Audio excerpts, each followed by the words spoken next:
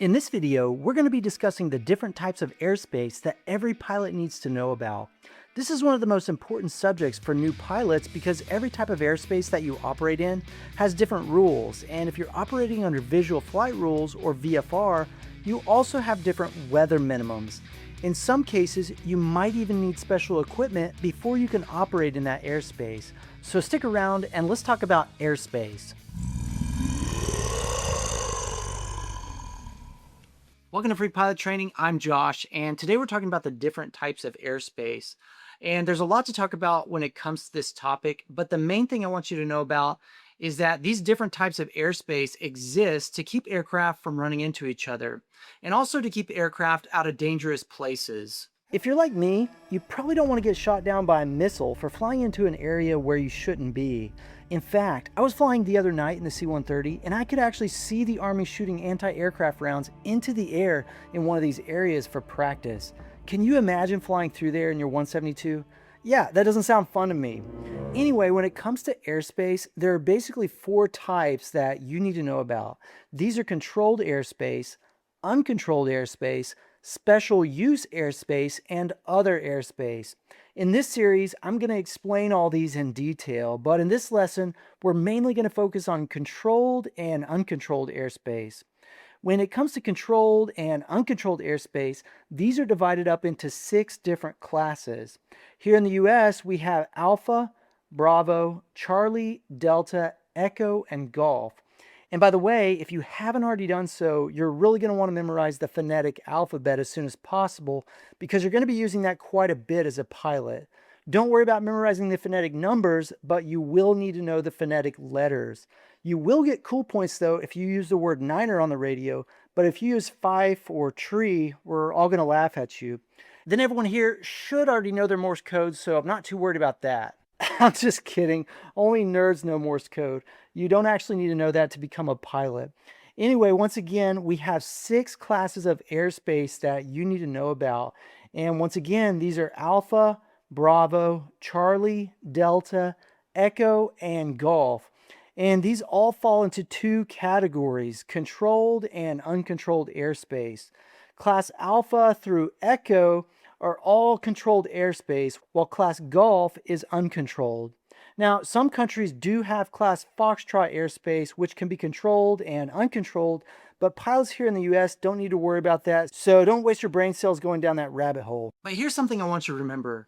If the airspace is controlled, that simply means that we're able to receive radar services from ATC. And that doesn't necessarily mean that we're being controlled by anyone, but what it does mean is that we're able to receive these services from air traffic control. If you're like me, you might be wondering what the heck this means. Well, if we're receiving radar services, this simply means that air traffic control, or ATC, sees us on their radar and they're helping us avoid other aircraft. In some cases, they can even help us avoid potentially dangerous areas or even just places where we shouldn't be flying. Now, radar service is something that you have to specifically request with ATC, and you have to have special equipment to get this help. But I'll explain all that in this series. But this is what we're talking about when we're talking about controlled airspace. You're able to get radar services. Keep in mind, radar service is technically designed for pilots who are flying under instrument flight rules, or IFR. This simply means that they could possibly be flying in the clouds without being able to see outside. So you can see how this might be important for pilots in those conditions. But these services are often available for pilots operating under visual flight rules as well. And that's super important to remember because private pilots and sport pilots operate under visual flight rules, or VFR. Next, we have Class G Airspace. This airspace is usually found directly above the surface, and Class Golf is uncontrolled airspace. A good way to remember Class Golf is by thinking of G as government free. In most cases, aircraft in Class Golf airspace are typically not under radar control, and there's a couple reasons for this. First, radar facilities need to have a direct line of sight with the aircraft in order for ATC to see them. If you fly too low, it can be hard for ATC to see you on their radar. Second, it can be difficult for ATC to communicate with you in this airspace. For the same reason, you need line of sight with the radio signal before air traffic control can talk with you. In addition to this, it's really not safe for ATC to control aircraft by radar when they're flying this close to the surface. Inside of Class G, there's often uncharted towers that are less than 200 feet tall, and ATC can't see the terrain like you can with your eyeballs. Now that you know the difference in controlled and uncontrolled airspace, let's take a closer look at each one of these, starting with Class Alpha airspace. Now, I'm not going to go into a ton of detail about Class Alpha in this video because in order to fly in this airspace, you have to be on an instrument flight plan. And if you're working on your private or your sport pilot rating, you're not going to be able to operate under IFR. But there are a few things you should know about Class Alpha airspace.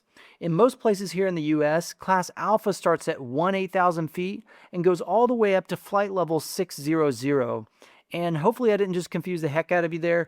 Flight level 600 is just a fancy name for a pressure altitude of 60,000 feet. We'll be talking more about pressure altitude in a future video. And by the way, you heard me correctly, this is 8,000, not 18,000. From now on, when it comes to altitudes of 10,000 feet and above, this is the way you need to enunciate these on the radio. That way there's no confusion when you're talking to ATC.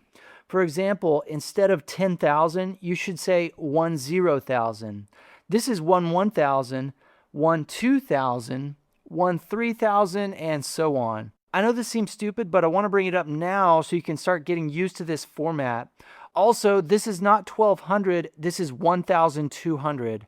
Saying 1,200 on the radios can cause confusion, and this type of confusion has actually killed pilots in the past. Now, if you're wanting a good way to remember Class Alpha airspace, some pilots remember that the letter A stands for above. This airspace is above our legal limit as a VFR pilot. Once again, as a VFR pilot, that's all you really need to know about Class Alpha airspace. So there won't be a video on Class Alpha in this particular series, but let's go into a little bit more detail on the other types of airspace that we're going to be talking about in the next few videos. First, we have Class Bravo airspace. Here in this picture, Class Bravo is depicted as a big yellow upside down wedding cake. On the VFR sectional, it's shown in blue, but the FAA wants to confuse the heck out of you, so they made this one yellow for some reason. There we go. How does that look? Anyway, Class Bravo airspace is really busy airspace. You'll see this around really big airports like Dallas-Fort Worth, Chicago O'Hare. And a good way to remember Class Bravo is that this B stands for busy. Big, blue, beautiful, busy. I'll stop there. I'm starting to sound like Donald Trump. Now, Class Bravo airspace starts at the surface and typically goes up to about 10,000 feet MSL. It's not always exact, but it's somewhere in that neighborhood. In the next lesson, we're going to really dive into the details of Class Bravo airspace. But for now, one important thing for you to know is that you have to specifically be cleared by ATC in order to go into that airspace. Next, we have Class Charlie, and an easy way to remember Class Charlie is that the C stands for crowded. It's crowded, but not quite as busy as Class Bravo. Now, you probably already noticed this, but Class C is also shaped like an upside-down wedding cake. It's smaller though, and that upper level of the wedding cake is usually only about 20 miles in diameter. This airspace starts at the surface, and it typically goes up to 4,000 feet AGL. Remember, C is for crowded, and we also have to communicate with ATC before we can go into there. I'll talk more about that in a couple lessons. Next up, we have Delta airspace. Typically, Class Delta airspace is shaped like a cylinder. It's usually about 5 miles in diameter, but it's not always exact. And it surrounds smaller towered airfields. This airspace starts at the surface and typically goes up to about 2,500 feet AGL. The D here stands for dialogue because we need to talk to the tower before we can go into that airspace. Next, we have Class Echo airspace, and you can remember this airspace by thinking E is for everywhere else or everyone. That's because Class Echo airspace is controlled airspace that's not designated as Alpha, Bravo, Charlie, or Delta.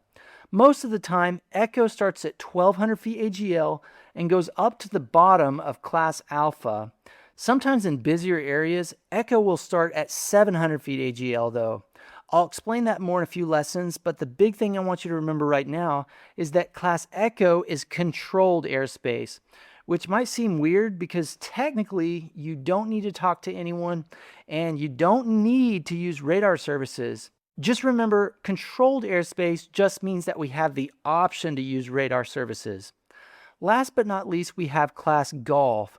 Now, I already told you that the G stands for government free because this is uncontrolled airspace. It's literally the only uncontrolled airspace we have. So if you're taking notes, make sure you write that down. But something else you might want to remember is that G is for ground because you usually see Class Golf up against the surface.